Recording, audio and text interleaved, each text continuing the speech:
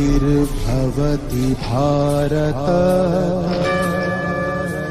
अभ्युत्थानम् अधर्मस्य तदात्मानं सृजाम्यहम्।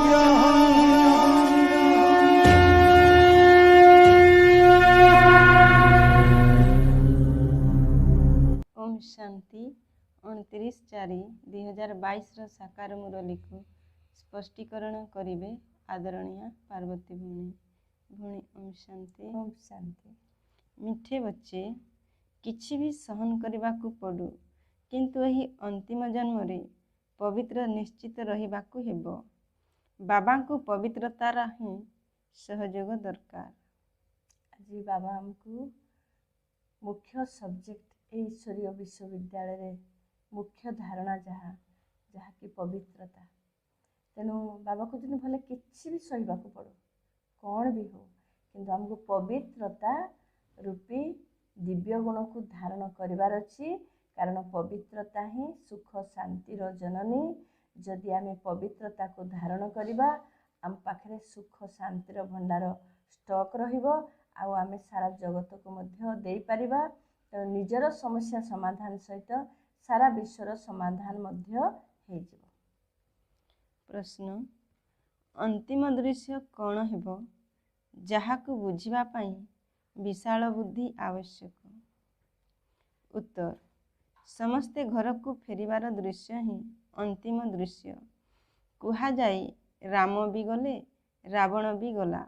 बाकी सृष्टि को सफा करिबा पई, नुआ दुनिया तैयारी करिबा पई अल्प किछि आत्मा रहिबे। आमे माने मध्य जीवा, पुणी जेउठी विजय होइथिबो सेठी ही जन्म नेबा। भारतर ही विजय हेबो, बाकी समस्ते विनाश होइजिबे। जे माने बहुत धनवान राजा भली होइथिबे सेही माने ही बंची रहिबे। जहांको पाखरे आमर जन्म हेबो, तापरे आमे सृष्टिर मालिक हेबा। एही सबु कथा को बुझिबा पई विशाल बुद्धि दरकार। बाबा जी कहते अंतिम दृश्य कौन ये सृष्टि नाटक ना? अंतिम दृश्य अंतिम सीन हूँ आम सबू आत्मा माने घर को फेरिबा। आत्मार झुण जीव। तेणु किए बरात रे जीव, किए साजन सहित जीव, ये हूँ आमर मनरे प्रश्न। तेणु आम किभली पुरुषार्थ करवा, केमिति आमे सुखरे सुखरे घर को फेरिबा, आमे से पुरुषार्थ आमे समस्ते करवा उचित। तेणु बाबा पुणी कहले राम गए रावण गए। तेणु रावण भी जीवे, राम भी जीवे। तो प्रकृत में एबे समस्तंकर विनाश हो, किंतु गोटे अविनाशी खंड भारत, ये अविनाशी होकर रहिबो। तेणु बाबा कहले भारतर विजय हेबो।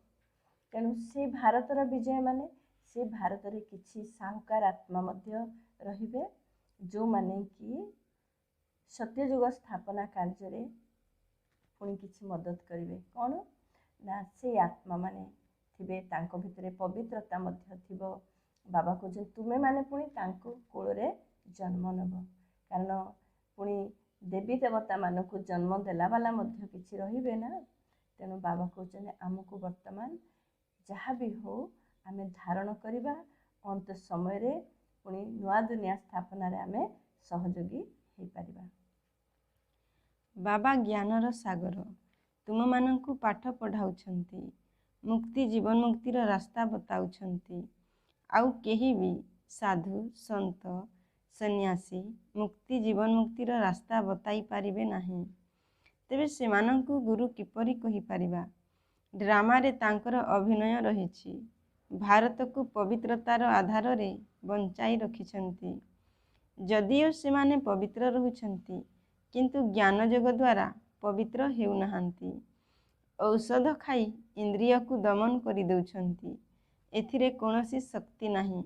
शक्ति तो सेतेबेले मिलिबो जेबे गृहस्थ व्यवहार रे रही अथवा स्त्री पुरुष उभय विवाह करी पवित्र रहिबे। यहाकू बाल ब्रह्मचारी जुगल बोली कुहा जाए। तेणु बाबाजी जुक्ति बतौचंती। पुणी बाबा ନିଜର ମହିମା ବି କରୁଛନ୍ତି ଆଉ ସନ୍ନ୍ୟାସୀମାନଙ୍କର ମଧ୍ୟ ମହିମା କରୁଛନ୍ତି। ତେଣୁ ପରମ ପିତା ପରମାତ୍ମା କେବଳ ମୁକ୍ତି ଜୀବନ ମୁକ୍ତିର ବରଦାନ ଦେଇପାରିବେ। ସାଧୁ ସନ୍ନ୍ୟାସୀମାନେ ପବିତ୍ର ରହୁଛନ୍ତି, ଏ ତ ଠିକ୍। ତାଙ୍କର ପବିତ୍ରତା ପାଇଁ ଆଜି ଭାରତ ଥମିକି ରହିଛି, ଏ ଠିକ୍ ଅଛି। ପବିତ୍ରତାର ଭାଇବ୍ରେସନ୍ ଦରକାର ଭାରତ ପାଇଁ। କିନ୍ତୁ ସାଧୁ ସନ୍ନ୍ୟାସୀମାନଙ୍କ ପାଖରେ ଏ ଦିବ୍ୟ ଜ୍ଞାନ ନଥିଲା, ଯାହାଫଳରେ ସେମାନେ କେମିତି ବି ହଉ ପବିତ୍ର ରହୁଥିଲେ। ଅର୍ଥାତ୍ ଔଷଧ, ଜଡ଼ିବୁଟି ଔଷଧ ଖାଇ ନିଜର କର୍ମ ଇନ୍ଦ୍ରିୟକୁ ସେମାନେ ଶୀତଳ ଶାନ୍ତ ଷ୍ଟପ୍ କରୁଥିଲେ, ଯାହାଫଳରେ ବାବାକୁ ସେଥିରେ କୌଣସି ଶକ୍ତି ନାହିଁ। କାରଣ ଏ ଶକ୍ତି, ପବିତ୍ରତାର ଶକ୍ତି ସଂକଳ୍ପ ଆଧାରରେ ଶକ୍ତି। କାରଣ ସଂକଳ୍ପକୁ ଯଦି ଆମେ ଷ୍ଟପ୍ କରିପାରିବା, ସଂକଳ୍ପ ଯଦି ଦିବ୍ୟ ଚାଲିବ, କର୍ମ ଇନ୍ଦ୍ରିୟକୁ, ସ୍ଥୂଳ କର୍ମ ଇନ୍ଦ୍ରିୟକୁ ଆମେ ବନ୍ଦ କରିଦେଲେ ଔଷଧ ଦ୍ୱାରା, କିନ୍ତୁ ଆମ ସଂକଳ୍ପକୁ କେମିତି ବନ୍ଦ କରିବା? ଆମ ଭିତରେ କ୍ରୋଧ ବି ଆସିବନି, ଆମ ଭିତରେ ସବୁବେଳେ ଦିବ୍ୟତା ରହିବ, ଦିବ୍ୟତାର ବ୍ୟବହାର ରହିବ। ସେଥିପାଇଁ ବାବା କହୁଛନ୍ତି ଯେ ବର୍ତ୍ତମାନ ବାବା ଯେଉଁ ରାଜଯୋଗର ଶିକ୍ଷା ଦେଉଛନ୍ତି, ଏ ରାଜଯୋଗର ଅଭ୍ୟାସ କଲେ ହିଁ ଆମେ ସମ୍ପୂର୍ଣ୍ଣ ପବିତ୍ର ରହିବା। ସେଥିପାଇଁ ପ୍ରଜାପିତା ବ୍ରହ୍ମାକୁମାରୀ ଈଶ୍ୱରୀୟ ବିଶ୍ୱବିଦ୍ୟାଳୟରେ ବହୁତ ଯୁଗଳ ଅଛନ୍ତି, ଯେଉଁମାନେ କି ଶାଦୀ କଲା ପରେ ମଧ୍ୟ ପବିତ୍ରତାକୁ କାୟମ ରଖିଛନ୍ତି। ତ ବାବା ସେମାନଙ୍କୁ କହୁଛନ୍ତି ବାଲ ବ୍ରହ୍ମଚାରୀ। ତେଣୁ ଆମକୁ ଏଇଭଳି ପବିତ୍ରତାର ସବଜେକ୍ଟକୁ ଆମେ ଫୁଲ୍ ଏଇ ସବଜେକ୍ଟରେ ପାସ୍ କରିବା ଦରକାର। ସତ୍ୟ ଯୁଗରେ ଦେବୀ ଦେବତା ପବିତ୍ର ପ୍ରବୃତ୍ତି ମାର୍ଗର ଥିଲେ। ପବିତ୍ର ରହି ମଧ୍ୟ ସେମାନଙ୍କର ସନ୍ତାନ ଥିଲେ। ମନୁଷ୍ୟମାନେ ଏକଥା ଜାଣିନାହାନ୍ତି ଯେ ପରମପିତା ପରମାତ୍ମା କିପରି ଆସି ସେମାନଙ୍କୁ ଶକ୍ତି ଦେଉଛନ୍ତି, ଯେଉଁମାନେ କି ଘର ଗୃହସ୍ଥରେ ରହି ମଧ୍ୟ ବିକାରଗ୍ରସ୍ତ ହେଉନାହାନ୍ତି।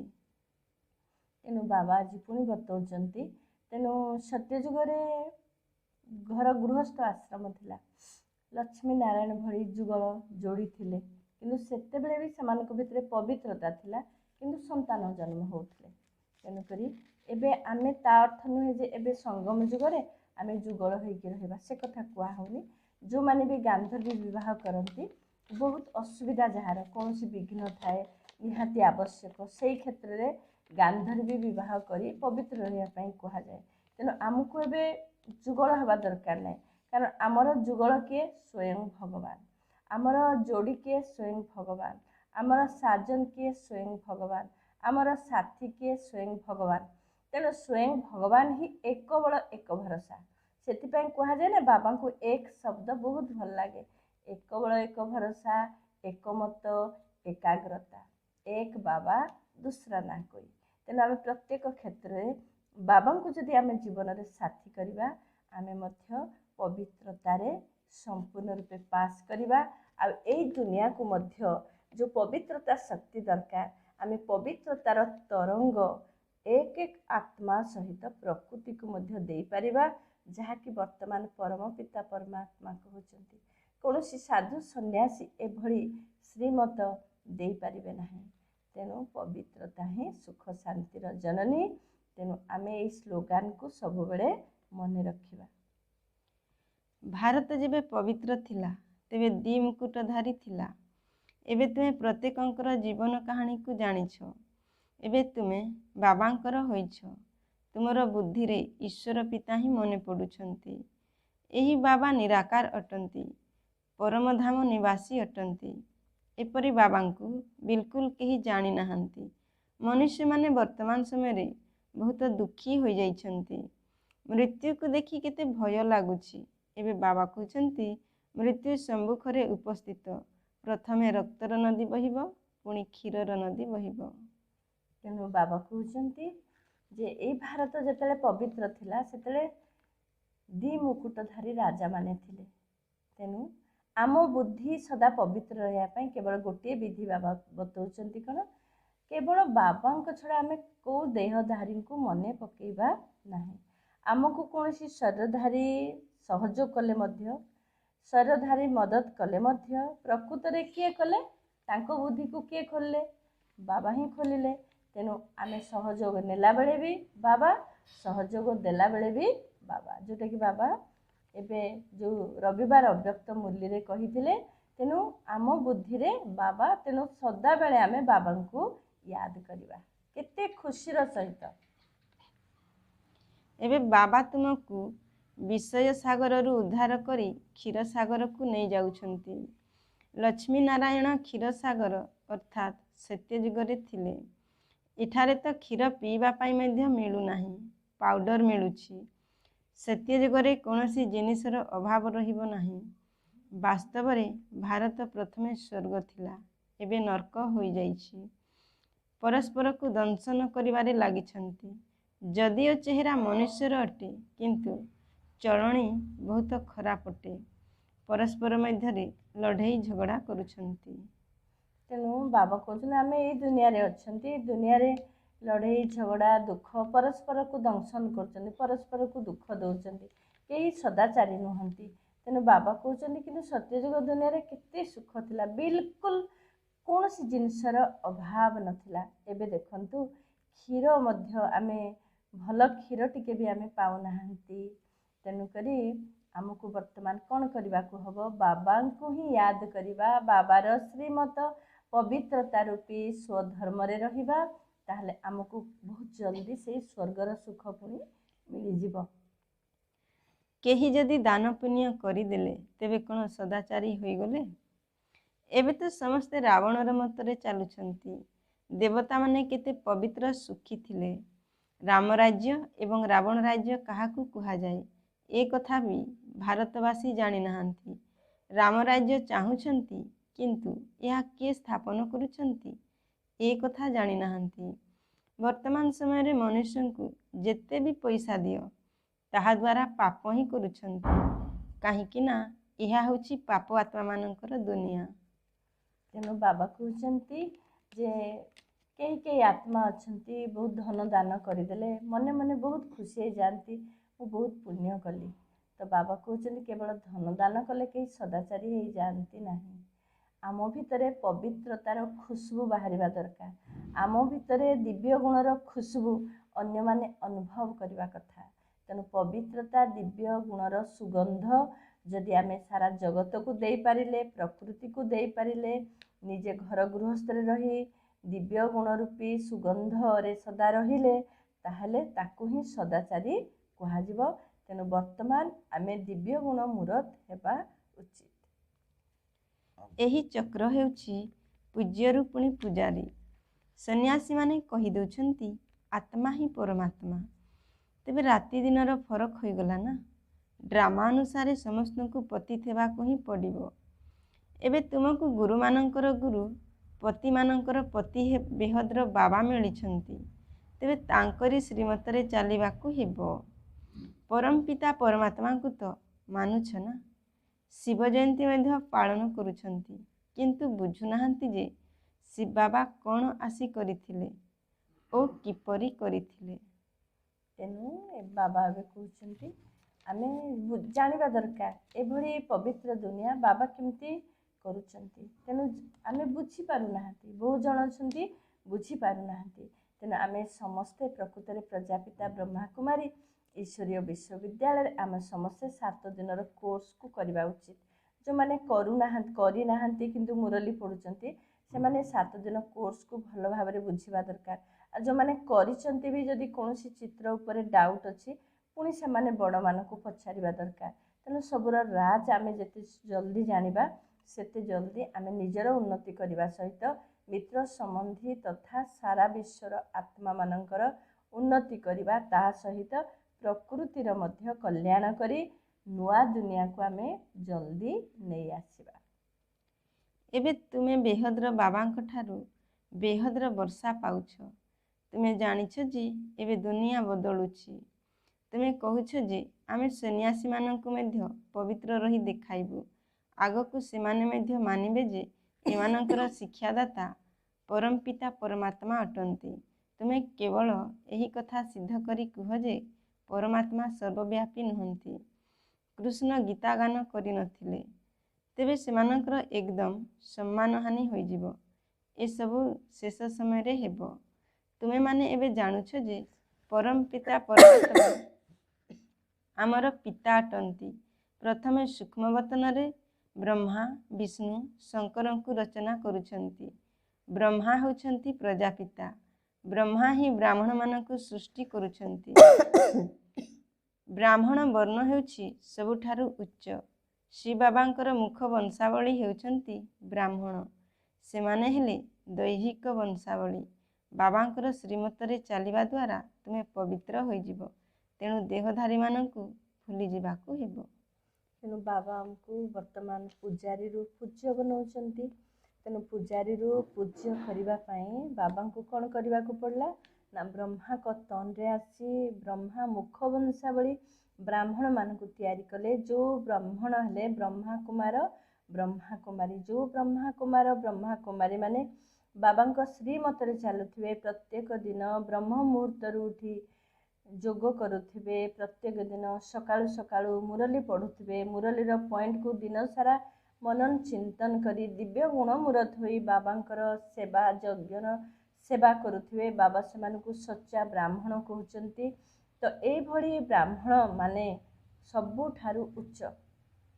ତେଣୁ ସାରା କଳ୍ପ ଭିତରେ ବାବା ଯେଉଁ ବିଭିନ୍ନ ପ୍ରକାର ବର୍ଣ୍ଣଚକ୍ର ବତେଇ ଦେଉଛନ୍ତି, ସବୁ ବର୍ଣ୍ଣଚକ୍ରରୁ ବ୍ରାହ୍ମଣ ବର୍ଣ୍ଣ ହେଉଛନ୍ତି ସର୍ବୋଚ୍ଚ। ଏଭଳି ବ୍ରାହ୍ମଣମାନଙ୍କୁ ବାବା କହୁଛନ୍ତି ଦେବତା ଠାରୁ ମଧ୍ୟ ଉଚ୍ଚ। କିନ୍ତୁ ଦୈହିକ ବ୍ରାହ୍ମଣ ଯେଉଁମାନଙ୍କ ଭିତରେ ଯେଉଁ ଟାଇଟଲ ଲେଖନ୍ତି ପଣ୍ଡା ଦାସ ମିଶ୍ର ଏସବୁ ଯେଉଁ ମାନେ ସେମାନେ ହେଉଛନ୍ତି କ'ଣ ଦୈହିକ ବ୍ରାହ୍ମଣ ଅର୍ଥାତ୍ କୁଖ ବଂଶାବଳୀ ବ୍ରାହ୍ମଣ, ଯେଉଁଟାକି ଆମେ ବ୍ରାହ୍ମଣ ଜାତି ବୋଲି କହିଥାନ୍ତି। ତ ସେଇ ବ୍ରାହ୍ମଣ ମାନଙ୍କୁ ହିଁ ବାବା ସର୍ବୋଚ୍ଚ ବୋଲି କହୁନାହାନ୍ତି। ବ୍ରହ୍ମା ମୁଖ ବଂଶାବଳୀ ବ୍ରାହ୍ମଣମାନଙ୍କୁ ହିଁ ସର୍ବୋଚ୍ଚ କହୁଛନ୍ତି। ଯେଉଁ ବ୍ରହ୍ମାପୁରୀ ବିଷ୍ଣୁପୁରୀ ଶଙ୍କରପୁରୀ ବର୍ତ୍ତମାନ ବାବା ଏଇ ସଙ୍ଗମ ଯୁଗରେ ହିଁ ସୂକ୍ଷ୍ମ ବତନ ଯେଉଁଠିକି ବ୍ରହ୍ମାପୁରୀ ଅଛି, ଏଇ ସଙ୍ଗମ ଯୁଗରେ ତାକୁ ରଚନା କରିଥାନ୍ତି। ତେଣୁ ଏସବୁ ରାଜକୁ ଆମେ ଆସି ସମସ୍ତେ ଭଲ ଭାବରେ ବୁଝିବା ଦରକାର। ଏହି ଭାରତ ହିଁ ବିଜୟୀ ହେବ, ବାକି ଅନ୍ୟ ସବୁ ବିନାଶ ହୋଇଯିବ। ରାଜା ଓ ଧନବାନ ବ୍ୟକ୍ତିମାନେ ବଞ୍ଚିବେ, ଯାହାଙ୍କ ପାଖରେ ତୁମେ ଜନ୍ମ ନେବ। ସାରା ସୃଷ୍ଟିର ପୁଣି ତୁମକୁ ମାଲିକ ହେବାର ଅଛି। ଏପରି ନୁହେଁ ଯେ ଏଠାକାର ଧନ ସମ୍ପତ୍ତି ସେଠାରେ ତୁମର କୌଣସି କାମରେ ଆସିବ। ଏଠାକାର ସମ୍ପତ୍ତି ତ ମୂଲ୍ୟହୀନ ଅଟେ। ସେଠାରେ ସବୁ କିଛି ନୂଆ ହୋଇଯିବ। ହୀରା ନୀଳାର ଖଣି ଭରପୁର ହୋଇଯିବ। ନଚେତ୍ ମହଲ କେଉଁଠାରୁ ତିଆରି ହେବ? ଏ କଥା ବୁଝିବା ପାଇଁ କେତେ ବୁଦ୍ଧି ଦରକାର। ତେଣୁ ବାବା କହୁଛନ୍ତି ଏମିତି ନୁହେଁ ଯେ ବର୍ତ୍ତମାନ ବହୁତ ବଡ଼ ବଡ଼ ମହଲ ହେଇଗଲା, ବହୁତ ଧନ ଅଛି, ଏଇସବୁ ଧନ ପୁଣି ସତ୍ୟଯୁଗକୁ ସ୍ଥୂଳରେ ଟ୍ରାନ୍ସଫର୍ ହେବନି। ବର୍ତ୍ତମାନ ସୂକ୍ଷ୍ମରେ ଟ୍ରାନ୍ସଫର୍ ହେଉଛି ସବୁ କଥା।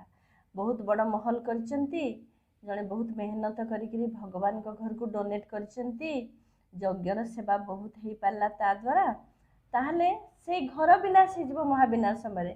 କିନ୍ତୁ ସିଏ ଯେଉଁ କାର୍ଯ୍ୟ କରିଥିଲେ ତାର ଫଳସ୍ୱରୂପ ତାଙ୍କୁ ନୂଆ ଦୁନିଆରେ ବଡ଼ ମହଲ ମିଳିବ, ସାହୁକାର ଘରେ ଜନ୍ମ ହେବେ।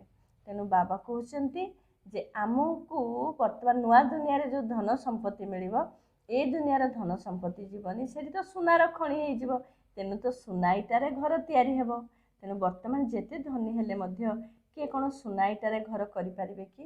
ନୁହଁ। ସେଥିପାଇଁ ବର୍ତ୍ତମାନ ସାହୁକାର ମାନେ ସତ୍ୟଯୁଗର ଧନୀ ପରିବାର ଠାରୁ କେତେ ଯେ କମ୍, ସେଇଟା ତାର ଆକାଶ ପାତାଳର ଫରକ ରହିଛି। କିନ୍ତୁ ନିଶ୍ଚୟ ବୁଦ୍ଧି ନ ହେବା କାରଣରୁ ସାହୁକାର ମାନେ ବାବାଙ୍କର ବଚ୍ଚା ହେଇପାରୁନାହାନ୍ତି। ଇଏ ମଧ୍ୟ ଡ୍ରାମା। ତୁମେମାନେ ଏବେ ଡବଲ ଅହିଂସକ ହେଉଛ। ତୁମେ ଜାଣିଛ ଯେ ଆମେ କୌଣସି ବି ହିଂସା କରିପାରିବୁ ନାହିଁ। ଏଠାରେ ତ ଡବଲ ହିଂସା ରହିଛି।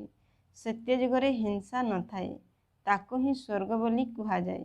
ବାବା କହୁଛନ୍ତି ତୁମେ ବୁଝୁଛ ନା, ଏହି ଜ୍ଞାନ ସାହୁକାରମାନଙ୍କ ପାଇଁ ମୁସ୍କିଲ ଅଟେ। ବାବା କହୁଛନ୍ତି ଡବଲ ହିଂସା ଆମେ ଏବେ କରୁନାହାନ୍ତି। ନମ୍ବର 1 ହେଉଛି କାମ ବିକାରର ହିଂସା ନାହିଁ।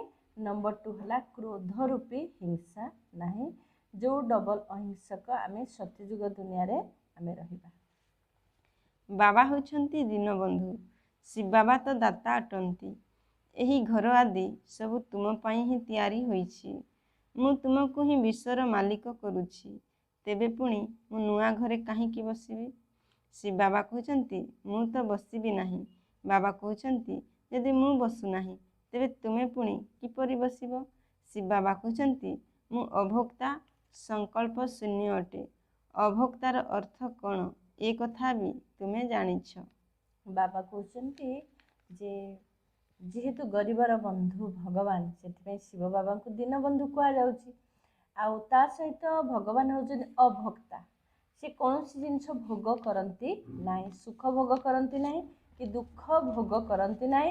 ସେ ସଂକଳ୍ପ ଶୂନ୍ୟ। ସେଥିପାଇଁ ଦାଦି ଜାନକୀ ଅଭ୍ୟାସ କରୁଥିଲେ କ'ଣ? ଅସ୍ୱସ୍ତା। ସମସ୍ତଙ୍କୁ କୁହନ୍ତି ଅସ୍ୱସ୍ତା ବନିବା ପାଇଁ। ତେଣୁ ଆମେମାନେ ଯେତେ ସୁନ୍ଦର ଘର କରିଦେଲେ ମଧ୍ୟ ବହୁତ ଜାଗାରେ ବହୁତ ବଡ଼ ବଡ଼ ସେଣ୍ଟର ତିଆରି ହେଇଛି, ବହୁତ ମେହନତ କରିକି ଭଉଣୀମାନେ କରୁଛନ୍ତି, କିନ୍ତୁ ତା ଅର୍ଥ ନୁହେଁ ଯେ ସେ ସେଇ ଘରେ ରହିବେ ବୋଲି ଆଶା କରିବେ ବା ସେଇ ଘରେ ମୁଁ ରହୁଛି ବୋଲି ଖୁସି ହେବେ। ବାବା କହୁଛନ୍ତି ଅନାସକ୍ତ ବୃତ୍ତି ଆମର ଦରକାର।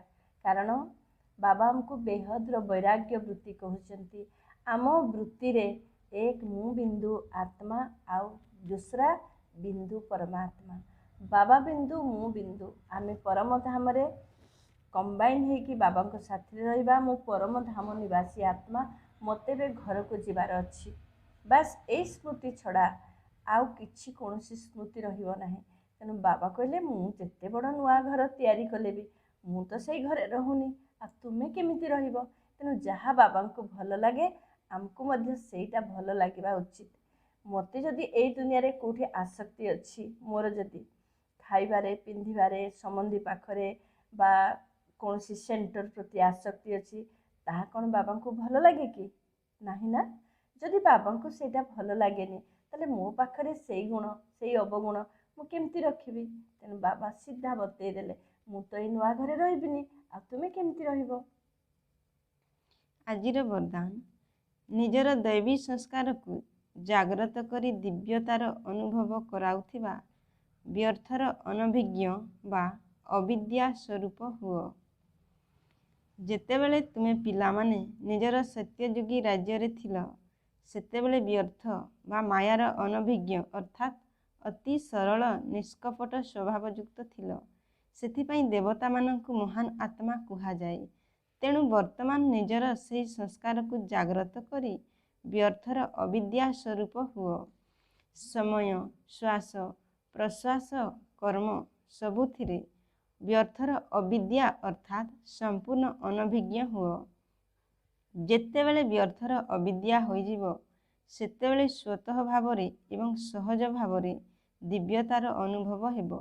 ସେଥିପାଇଁ ଏପରି ଭାବ ନାହିଁ ଯେ ପୁରୁଷାର୍ଥ ତ କରୁଛି, କିନ୍ତୁ ପୁରୁଷ ଅର୍ଥାତ୍ ଆତ୍ମା ହୋଇ ଏହି ଶରୀର ରୂପୀ ରଥ ଦ୍ୱାରା କାର୍ଯ୍ୟ କରାଅ। ଗୋଟିଏ ଥର କରିଥିବା ଭୁଲ ଦ୍ୱିତୀୟ ଥର ପୁନରାବୃତ୍ତି ନ ହେଉ। ତେଣୁ ବାବା ଆଜି କହୁଛନ୍ତି ଆମେ ବ୍ୟର୍ଥରୁ ସମ୍ପୂର୍ଣ୍ଣ ରୂପେ କ'ଣ ହେଇଯିବା? ଇନୋସେଣ୍ଟ ହେଇଯିବା। ଯେମିତି ବ୍ୟର୍ଥ ଆମେ କିଛି ଜାଣିନାହାନ୍ତି। ସେଥିପାଇଁ ବାବା ଏକ୍ଜାମ୍ପଲ୍ କ'ଣ ଦେଲେ? ସତ୍ୟ ଯୁଗରେ ଦେବୀ ଦେବତାମାନେ ସମ୍ପୂର୍ଣ୍ଣ ରୂପେ ଇନୋସେଣ୍ଟ ଥାଆନ୍ତି। ସେଥିପାଇଁ ସେମାନଙ୍କୁ ମହାନ ଆତ୍ମା କୁହାଯାଏ। ତାଙ୍କ ଭିତରେ କୌଣସି ବ୍ୟର୍ଥ ନଥାଏ, ନେଗେଟିଭ୍ ନଥାଏ କି ଅପବିତ୍ରତା ବି ନଥାଏ।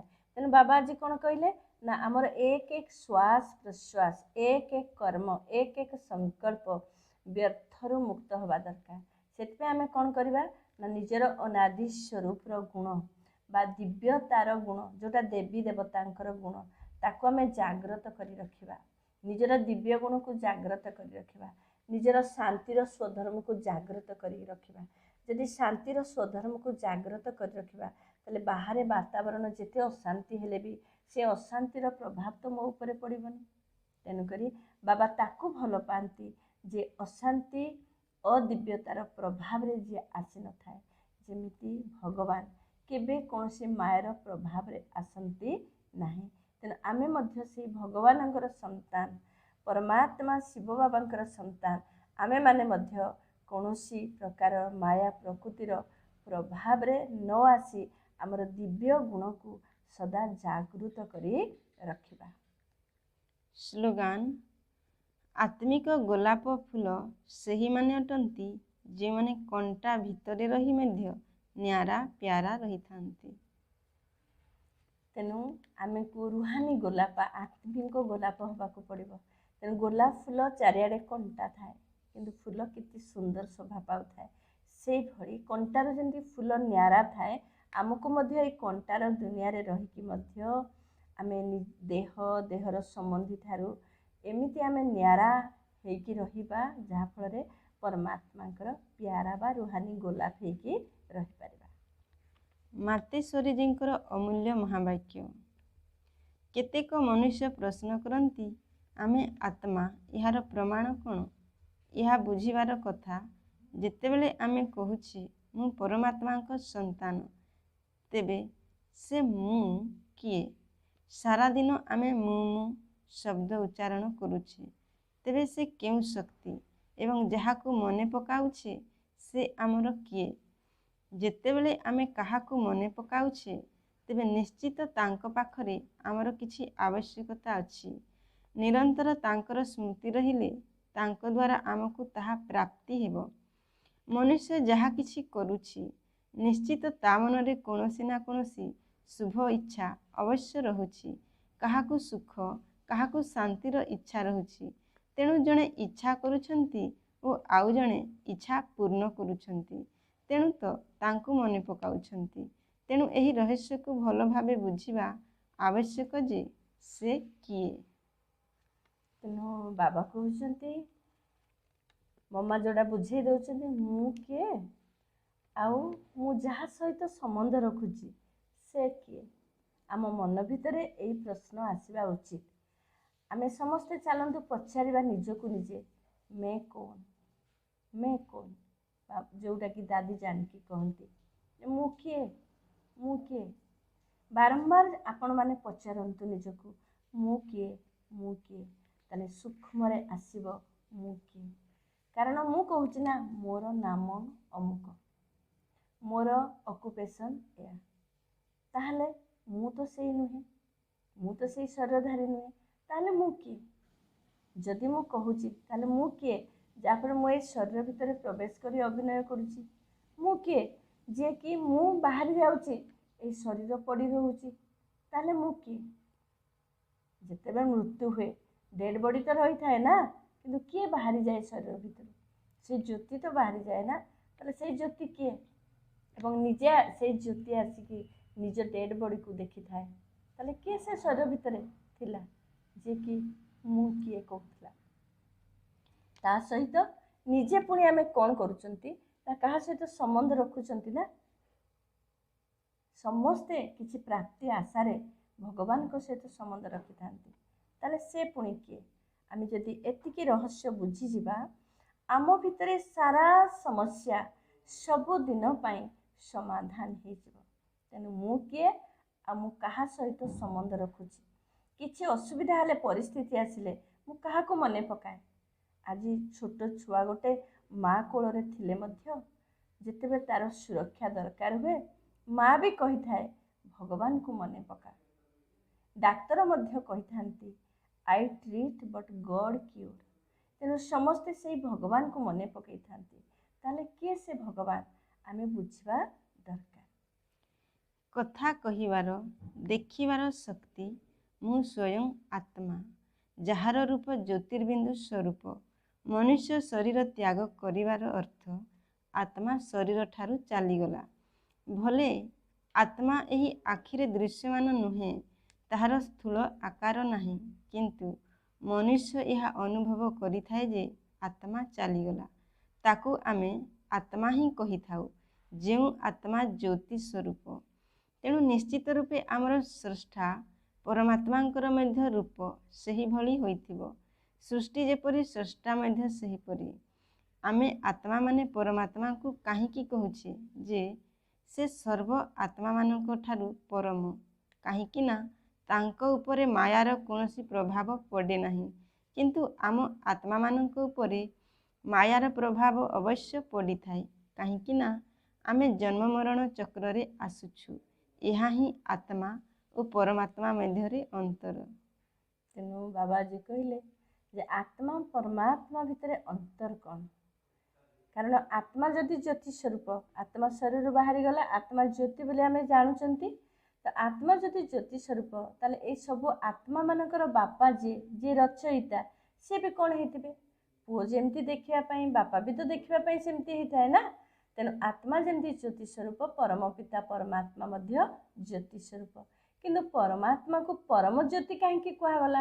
ତାଙ୍କୁ ପରମାତ୍ମା କାହିଁକି କୁହାଗଲା? ଆତ୍ମା ଆତ୍ମା ସମସ୍ତେ ଭାଇ ଭାଇ, କିନ୍ତୁ ଯିଏ ପିତା ତାଙ୍କୁ ପରମ ଆତ୍ମା କୁହାଗଲା। କେବଳ ଗୋଟିଏ ଶବ୍ଦ ଲାଗିଲା, ଆତ୍ମା ପୂର୍ବରୁ କ'ଣ? ପରମ ଆତ୍ମା ବା ପରମାତ୍ମା। ତେଣୁ ସେଇ ଗୋଟିଏ ଶବ୍ଦର ଅର୍ଥ କ'ଣ ନା ସିଏ କୌଣସି ମାୟାର ପ୍ରଭାବରେ ଆସନ୍ତି ନାହିଁ, ଯେଉଁଟା ମମା ବୁଝଉଛନ୍ତି। କାହିଁକି ମାୟାର ପ୍ରଭାବରେ ଆସନ୍ତି ନାହିଁ? କ'ଣ ପାଇଁ? କାରଣ ପରମାତ୍ମା ଅଭକ୍ତା, ସଂକଳ୍ପ ଶୂନ୍ୟ। ଏବେ ୟା ପୂର୍ବରୁ ବାବା କହିଥିଲେ ମୁଲିରେ, ତା ସହିତ ପରମାତ୍ମା ଜନ୍ମ ମରଣ ଚକ୍ରରେ ଆସୁନାହାନ୍ତି, ତେଣୁ ସେ ମାୟାର ପ୍ରଭାବରେ ଆସୁନାହାନ୍ତି।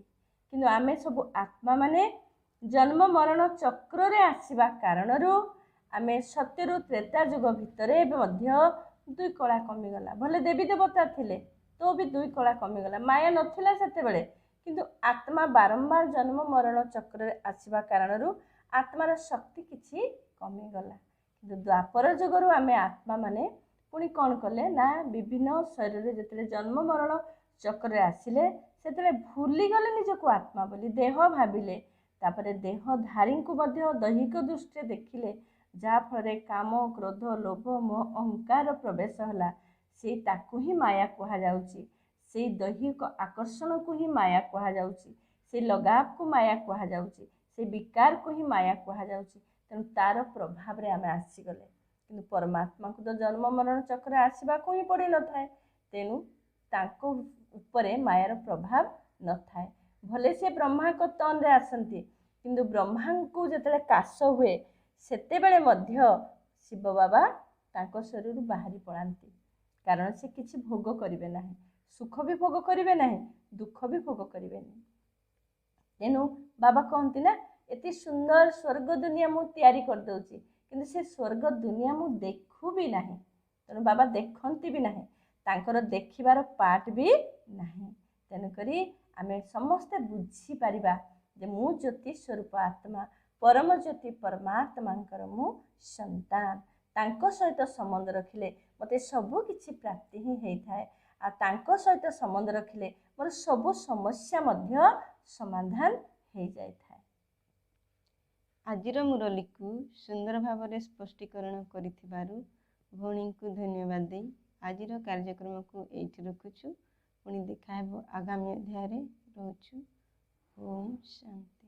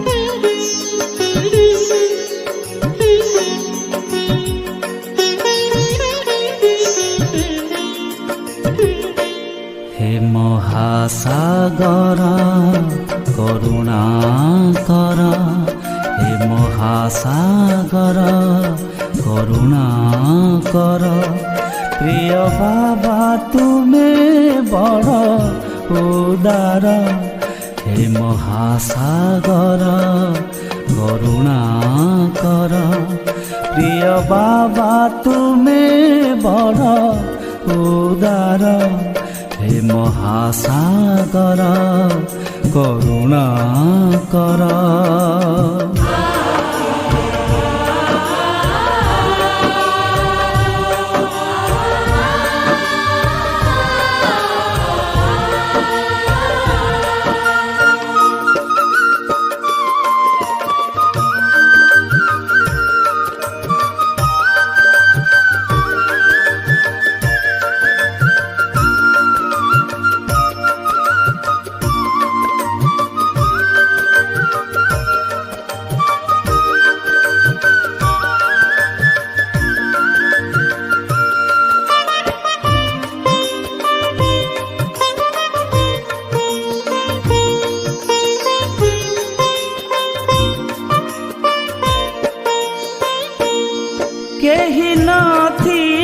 साथी नथिला साहा बंचिबार क्षणे करुथिली आहा जीवन नाथिला मझी दरियारे दुख भरे केते जंत्रणारे ए समय आसी बाबा उधारिल हे महासागर करुणा कर हे महासागर करुणा कर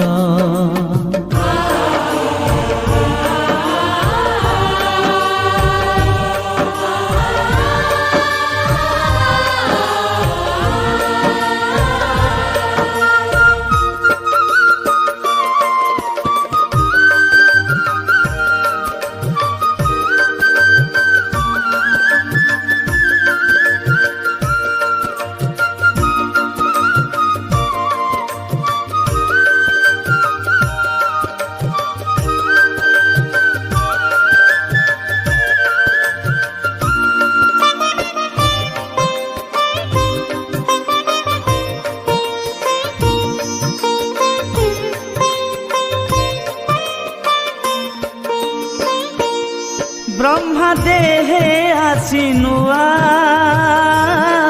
दुनिया रचिल शिक्षा दे देव सम तुमे जे गढ़िल ज्ञान अमृतरे अमर मुहेली स्मृति सागर रे मुझे हजी गली सबुरी मने बाबा स्नेह भर हे महासागर करुणा कर हे महासागर करुणा कर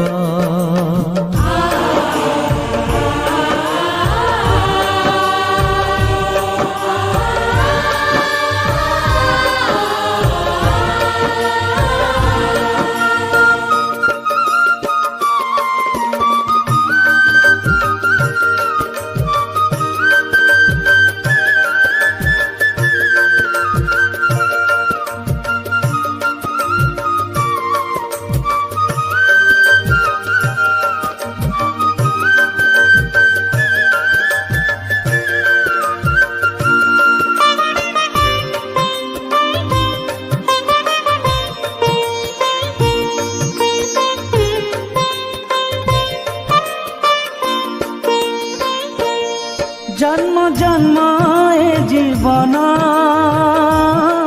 धन्य होई गला तुम पासे सबु आशा पूर्ण होई गला मन मोर झूले अतीन्द्रिय सुखे आनंदर प्रीति झरे मोर हृदय भूलिबी नाही मु तुम उपकार हे महासागर करुणा कर हे महासागर करुणा कर।